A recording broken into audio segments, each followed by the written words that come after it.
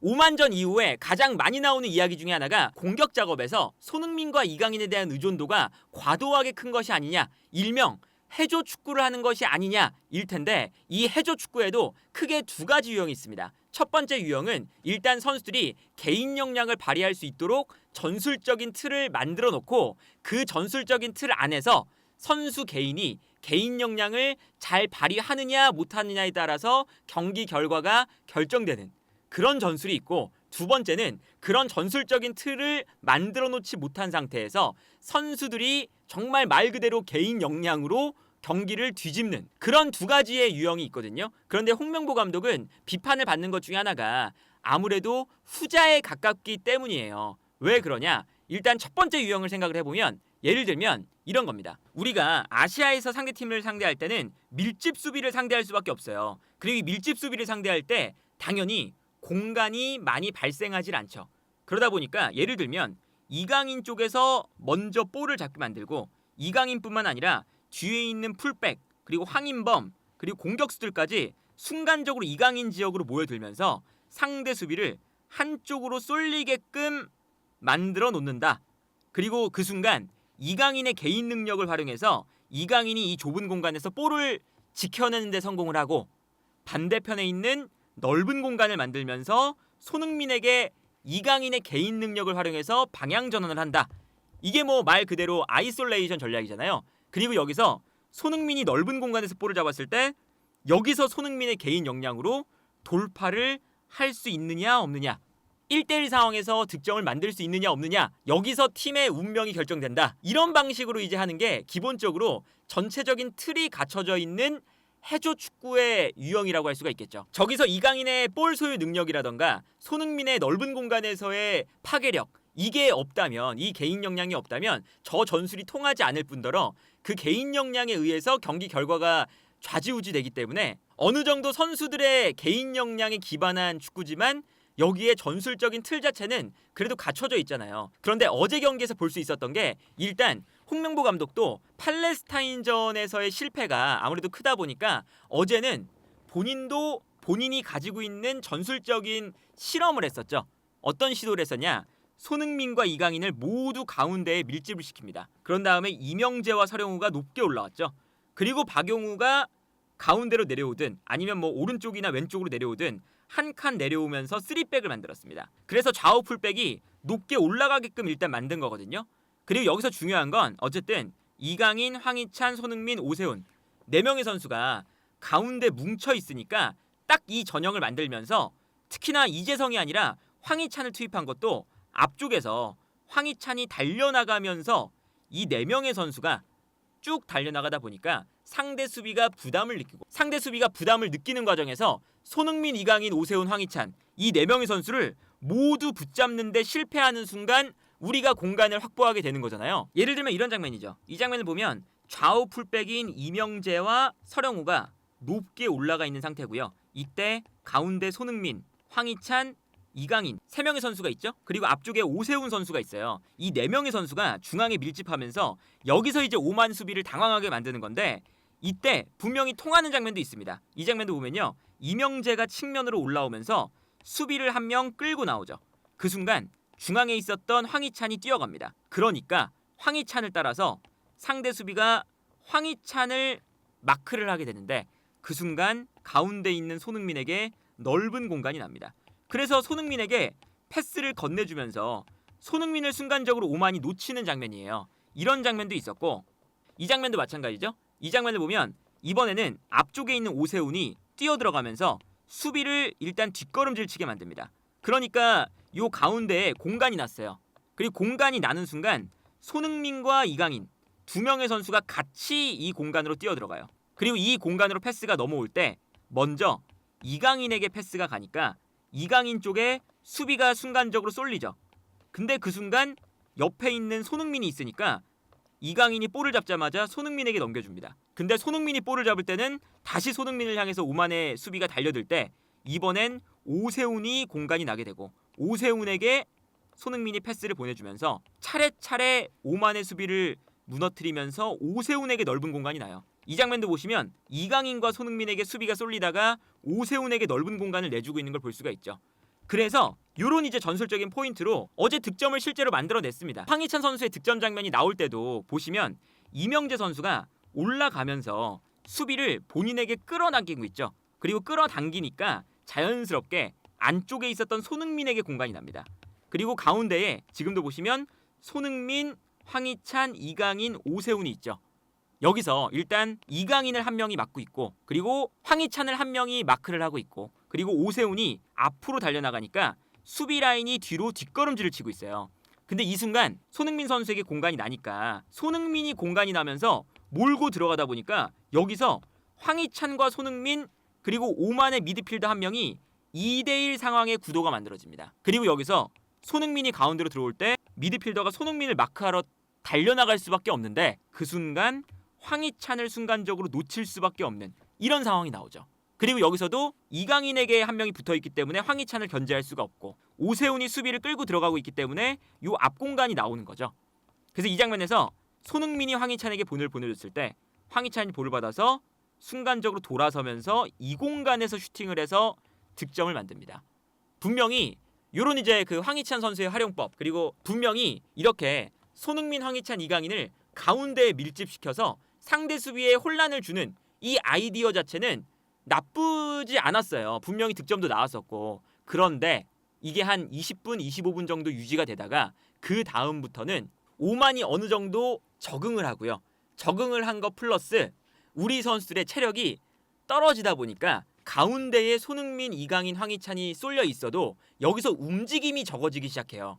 근데 움직임이 적어진다는 게 기본적으로는 우리가 준비해온 뭔가 선수들의 동선이라던가 아니면 패턴이라던가 이런 것들이 좀 나오면 그래도 체력이 떨어졌을 때 아무래도 운동 능력이 좀 떨어져도 선수들의 움직임을 통해서 공간을 만들어내잖아요. 근데 그런 공간을 만들어내는 움직임이 어제 부족했다는 게 문제죠. 사실 이게 팔레스타인전 때도 나왔었는데 홍명보 감독이 가운데 선수를 이렇게 밀집시켜 놓는 뭐 선수 배치는 알겠는데 여기서 그냥 가만히 밀집해 있는 게 아니라 누군가가 측면으로 나오면서 공간을 만들면 그 공간으로 다시 들어가고 다시 수비가 끌려 나오면 이때는 뭐 내려오고 내려올 때 다시 올라가고 뭐 이런 식으로 계속 이 가운데 있는 선수들 간에 만들어져 있는 패턴이 있어야 더욱더 이 가운데 몰려있는 선수들이 위력을 발휘할 수가 있거든요.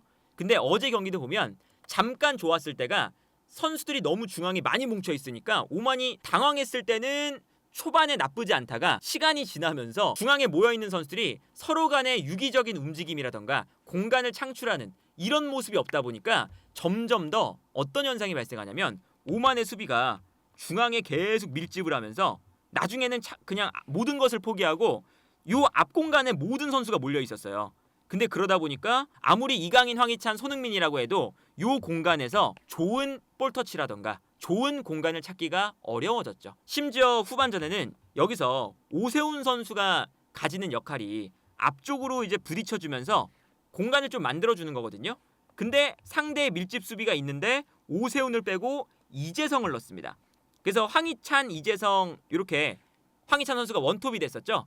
근데 여기서도 이렇게 밀집되어 있는 공간에서 오세훈을 빼고 황희찬, 이재성, 이강인, 손흥민 약간은 조금은 공간으로 뛰어들어갈 수 있는 측면과 중앙을 오갈 수 있는 선수들로 구성을 한 게 홍명보 감독의 아이디어는 여기서 오세훈 선수보다 이재성 선수가 투입되면 이 4명의 선수가 모두 측면과 중앙을 오갈 수가 있으니까 끊임없이 움직여라 이건데 이 움직임이 그냥 선수들을 배치한 다음에 끊임없이 움직여라 에서 끝나는 게 아니라 어느 정도의 틀은 갖춰져 있어야 되거든요. 근데 그 틀이 없다 보니까 어제 후반전에는 정말 말 그대로 선수들이 모두 다 가운데에 갇혀 있고 오만은 끌려 나오질 않고 그래서 우리가 서령우나 이명재에게 패스를 보내준 다음에 혹은 오른쪽에 황문기죠.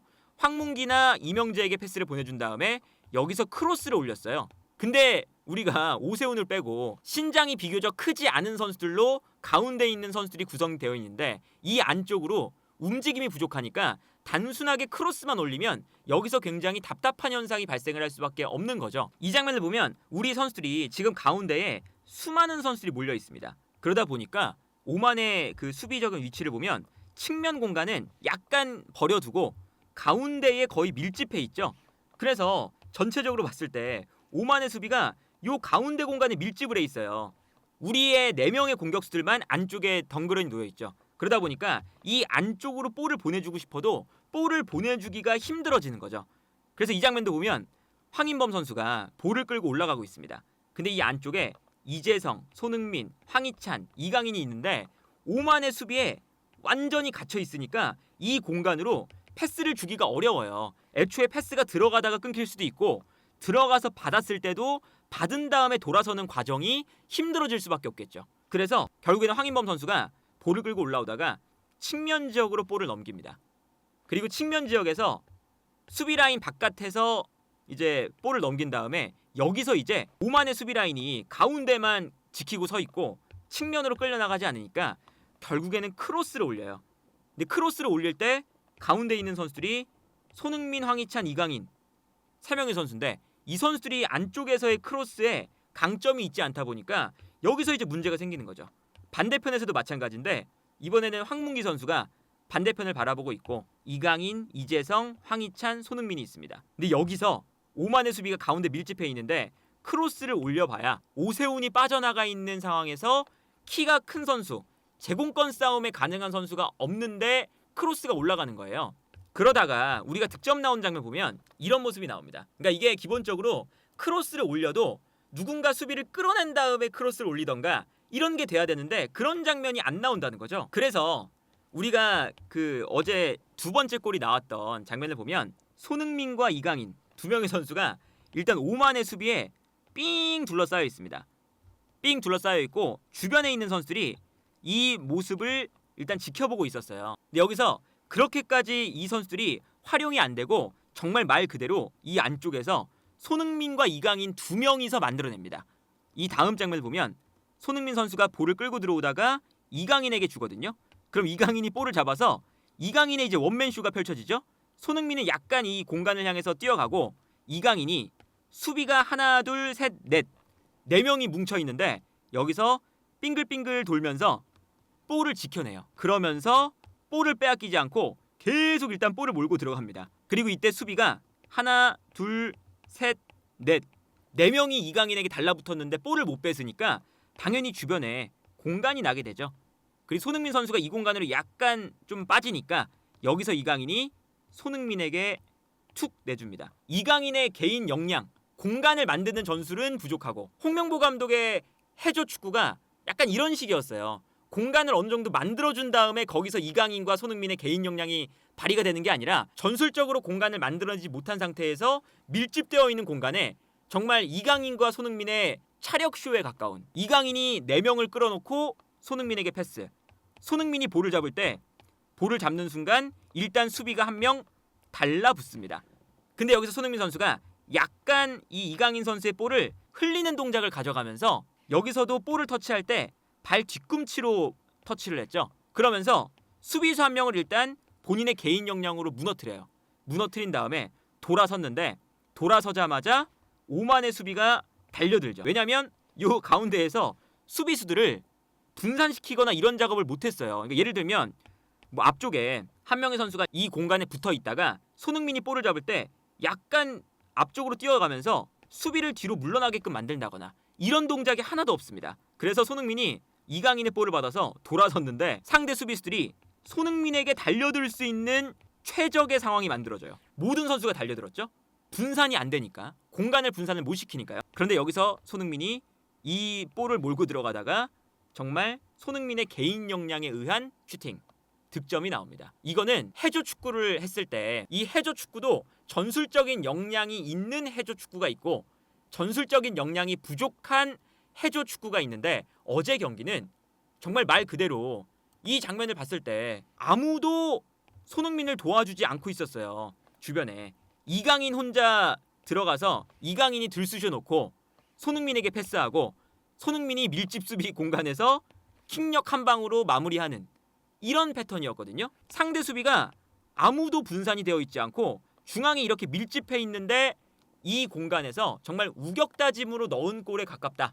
그렇기 때문에 홍명보 감독이 경기를 시작할 때 황희찬, 이강인, 손흥민을 붙여놓으면서 상대 수비에 혼란을 준다라는 아이디어는 어느 정도 이해가 되는데, 그리고 그 아이디어 자체가 엄청 뭐 나쁘게 평가할 만한 건 아닌데 그 아이디어 이후에 전술적으로 선수들이 어떻게 움직이느냐, 선수들이 갖춰져 있는 패턴이 있었냐라고 한다면 그런 패턴은 그렇게 눈에 띄게 보이지가 않았다. 그런 역량에서 부족함이 홍명보 감독의 단점이고, 울산에서도 마찬가지예요. 울산에서도 가운데에 지금은 팀을 떠났지만 박호라던가 뭐 이동경이라던가 엄원상이라던가 주민규의 등지는 플레이라던가 이 선수들이 가운데 뭉쳐 있을 때 이 홍명보 감독이 했던 전술이거든요. 울산에서도 똑같이 가운데에 박호, 뭐 이동경, 엄원상, 주민규, 뭐 루빅손 등등등을 다 가운데 몰아넣어요. 그 다음에 이 선수들이 뭔가 유기적인 움직임으로 공간을 만들고 그 공간을 쓰면서 득점이 나오는 그런 형태가 아니라 가운데 그냥 선수들을 다 때려박고 이 안쪽에서 선수들이 버텨내면서 밀집 수비를 뚫고 개인 역량, 순수하게 우격다짐으로 넣어야 되는 그런 장면들이 많이 나왔는데, 아마 울산 팬분들은 어제 경기를 보면서 굉장히 익숙한 전술이다, 익숙한 느낌이다 라고 표현하지 않으실까 해요. 그만큼 홍명보 감독이 이 가운데 지역에서 공간을 만들어내는 유기적인 조직력을 갖춰나가는데 부족한 감독인 것을 팔레스타인전과 오만 두 경기를 거치면서 또다시 보여줬고, 그리고 우리가 여기서 당연히 비교가 될 수밖에 없는 게 바그너나 포엣 이 감독들보다 홍명보 감독이 분명히 더 잘한다고 하면서 홍명보 감독을 뽑은 건데, 이렇게 세부적인 전술이 부족함을 보여주면 과연 어떤 부분에서 바그너와 포엣보다 전술적인 역량이 뛰어난 감독인 것이냐라는 의문이 나올 수밖에 없지 않나 하네요.